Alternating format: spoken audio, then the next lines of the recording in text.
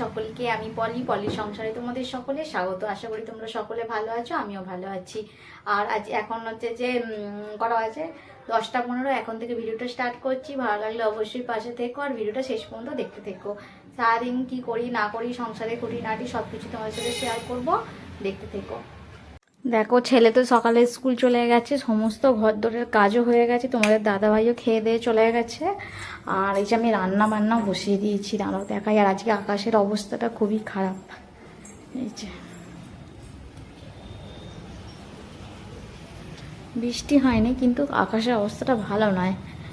আর এই যে রান্না বান্না বসিয়ে দিয়েছি, কিছুটা বাসন কোসনে মেজে রেখে দিয়েছি। এই যে সকালের বাসন এগুলো হয়েছে, বেজে নিয়েছি। দুধ এসেছিলো, দুধ চাল দিতে শুরু করে দিয়েছি। আর এই যে আনাজপত্র কেটে রেখেছি। কি রান্না হয় না হয় চলো তোমাদের সাথে শেয়ার করব, দেখতে থেকো। এই যে রান্না বান্না বসাতে চলে এসেছি। আর আমার এই তো গ্যাসের যা অবস্থা, কি বললি, তোমাদের দাদাভাইকে যত বললি যে একটু ঠিক করে এনে দাও না, ও বলবে ওইটা কোনো অসুবিধাই নয়, মেয়েরাই জানে যে কি অসুবিধা। কিন্তু তোমাদের বলো, তোমাদের ওরকম হয় কিনা কমেন্টে জানিও, জানে অসুবিধা হলে মানে রান্না করতে কত প্রবলেম হয়। আর এই যে দেখো টক বসাচ্ছি, আর একটু মুসুরির ডালের বড়িটা ভেজে নিলাম। আজ মুসুরির ডালের বড়ি দিয়ে করব কুমড়ো আর ঢেঁড়স দিয়ে টক, খেতে কিন্তু খুব সুন্দর হয়, তেঁতুলের টক। আর আমার মা যে বড়িগুলো দিয়েছিল, আমার মা নিজেই খাওয়ার জন্য অল্প অল্প বড়ি করেছিল, সেখান থেকে আমি নিয়ে চলে এসেছিলাম। মানে আমাকে মা দিয়েছিল, তাই জন্য নিয়ে এসেছিলাম। তারপরে দেখো টকটা হয়ে গেছে, নাবিও নিয়েছি, নিয়ে তারপরে এই যে পুঁই শাকের তরকারিটা বসাবো। পুঁই শাকের ডাঁটা, আর কচু, আলু, বেগুন, ঝিঙে, আর কি দিলাম, ওইসব যাই হোক ওইগুলোই সব দিয়েছি, মনে হয় পড়ছে এতটা। দিয়ে ভেজে লঙ্কা গুঁড়ো, হলুদ গুঁড়ো, নুন দিয়ে ওতে জল দিয়ে সিদ্ধ বসিয়ে দিয়েছি। দিয়ে দেখো ততক্ষণে ভাতটা হয়ে গেছে, ভাতটা ঢেলে নিয়ে আবার চাপা দিয়ে ওখানে রেখে দিলাম। রেখে দিয়ে দেখো পুঁই শাকটা মানে চিংড়ি মাছ দিয়ে করেছিলাম, সবটা তোমাদের সাথে শেয়ার করে উঠতে পারিনি। আর চিংড়ি মানে হয়ে গেছে, আজকে সেরকম কিছুই দিইনি, একদম নর্মালি করেছি। আর দেখো কি রান্না হয়েছে তোমাদের সাথে শেয়ার করে নিলাম। পুঁই শাকের তরকারি করেছি চিংড়ি মাছ দিয়ে, তারপরে এখানে টক করেছি, আর এখানে হচ্ছে ডাল, মুসুরির ডাল। এখানে দেখো ডিম আর মাছ, দুটো ডিম হচ্ছে আমাদের মাছ ছিল, আর মাছটা তোমাদের। হ্যালো বন্ধুরা, এই যে দেখো এখন বিকেলবেলা 5টা বাজে। আর বলো না, কি জ্বালাতন, ঘুমিয়ে পড়েছিলাম আজকে, কি কাল করে জানি না। ছাদে জামা কাপড়গুলো ছিল, সকাল থেকে মেঘে পুরো অন্ধকার হয়েছিল, জামা কাপড়গুলো উল্টো পাল্টে দিয়ে এসেছিলাম। তারপরে তখন 2টার সময় গেলাম, যে দেখলাম যে আকাশটা একটু পরিষ্কার হচ্ছে, জামাগুলো রেখে দিয়ে এসেছি। আমি বলি তাহলে 4টে সাড়ে 4টের সময় করে উঠে যেয়ে নিয়ে আসবো। আর ঘুমিয়ে পড়েছি। আর তখন 4টে 34 বাজে অনন্যা ফোন করেছে, তখন দেখছি ঝড়ে বৃষ্টি পড়ছে। ছাদে গেলাম, সব জামা কাপড় শুকিয়ে গেছিলো আমার, সব ভিজে গেছে সব। আবার নিয়ে এসে দেখো ব্যালকনিতে রেখেছি। এই যে দেখো পুরো ভিজে গেছি, এই যে পুরো ভিজে গেছে সব জামা কাপড় ব্যালকনিতে। এই নিংড়ে নিংড়ে ভালো করে দিলাম, পুরো যেরকম ভিজে দিয়ে এসেছিলাম আবার সেরকমই ভিজে তুলে নিয়ে এসেছি। আর মনটা খারাপ হয়ে গেল, এত জামা কাপড়গুলো কষ্ট করে 2বার 3বার যে উল্টে পাল্টে দিয়ে এলাম, সেই ভিজে গেল। সেই আবার দেখো দেখাচ্ছি, সব জামা কাপড় একটা কিচ্ছু তুলে নিয়ে আসতে পারিনি, একটাও না। আর এই যে বদমাইশ আকাশটা, এখন রোদ্দুর বেরোচ্ছে ঢং করে। আবার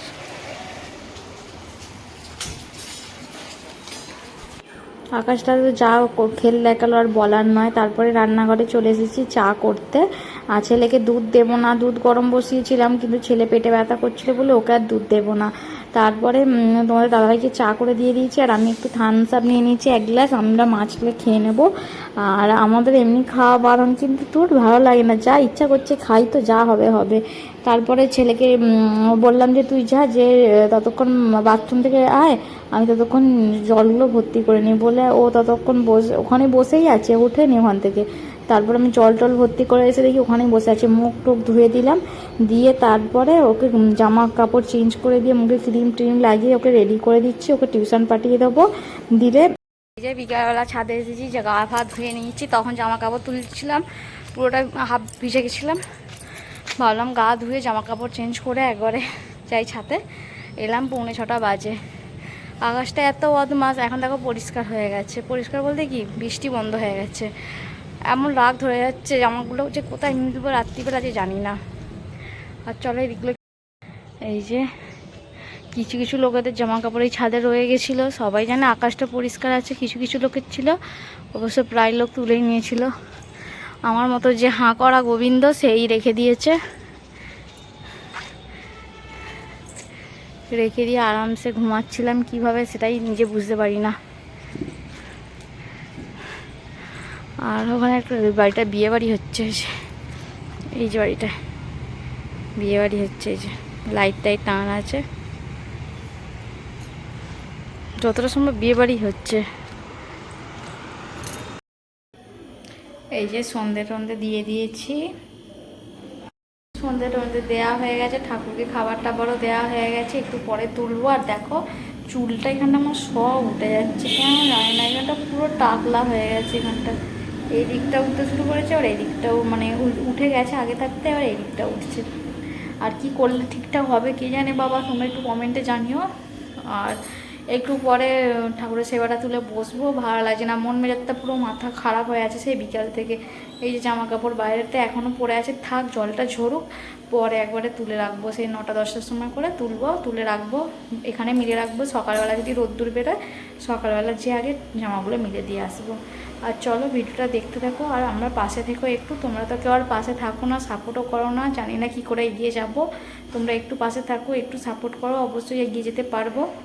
এই যে সন্ধ্যেবেলা দেখো বসেছিলাম, বসে বসে মনে হলো ছেলের বই খাতাগুলো এমন এলোমেলো হয়ে গেছে, গুছিয়ে দিই বলে গোছাতে গোছাতে দিচ্ছি, ধুলো ওখানটা ভর্তি হয়ে গেছে। যত বলি কিচ্ছু করবো না, শরীরটা একটু ঠিক হোক তারপরে করব, কিন্তু এই যে দেখে থাকতে পারি না। তারপরে এমনি সন্ধ্যেবেলা বিকালবেলা থেকে না মাথাটা কেমন ঘুরছে, তার মধ্যে আকাশটার উপরে এত রাগ উঠেছে, এমনি আমার রাগ ধরে যাচ্ছে এমন না, জামা কাপড়গুলো দেখলে সেই জন্য বলি তুই যতক্ষণ বসে থাকবো আরও বেশি রাগ উঠবে, তার চেয়ে বরঞ্চ জিনিসপত্রগুলো গোছাতে লেগে যায়।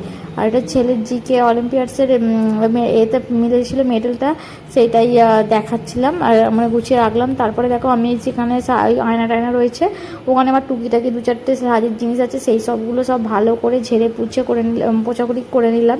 ওর ওপরে এক জায়গাটায় সেখানটাও ঝাড়া পোছা করে নিয়েছিলাম, সেটা দেখানো হয়নি। তারপরে এই যে জামা কাপড়গুলো সব এলোমেলো হয়ে গেছিলো, গুছিয়ে গুছিয়ে রাখছি। আর তোমাদের দাদাভাইয়ের জামাগুলো এই সাইডে থাকতো, সেটা সরিয়ে ওই দিকে রেখে দিচ্ছি, কেন ও এত এলোমেলো করে দেয় না, আমার বড্ড বিরক্ত লাগে, পরিষ্কার করতে করতে নয় আর পারি না।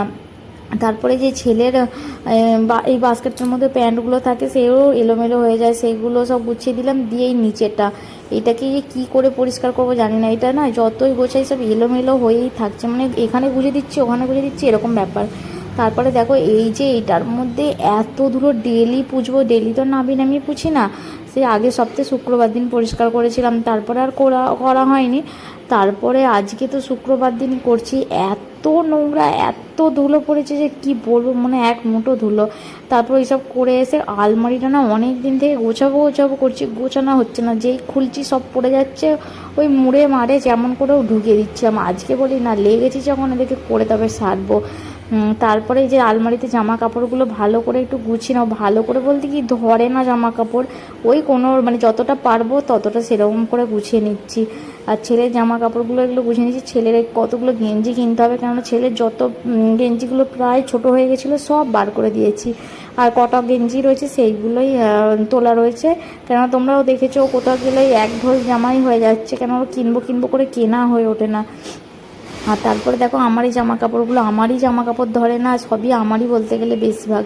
আর তোমাদের দাদাভাই বলে নাকি ওর জামা কাপড় নেই করে, এখান থেকে দেখছি মানে ওরও কত গেঞ্জি, ও প্রায় দিনই গেঞ্জি কেনে, তাতেও বলবো আমার নেই, জামা কাপড় নেই করবে। এই যে ওর জামা কাপড়গুলো ভালো করে গোছাগুছি করে দিচ্ছি, আবার কিছু তো জামা কাপড় বার করে দিচ্ছি দোকানে পড়ে যাওয়ার জন্য।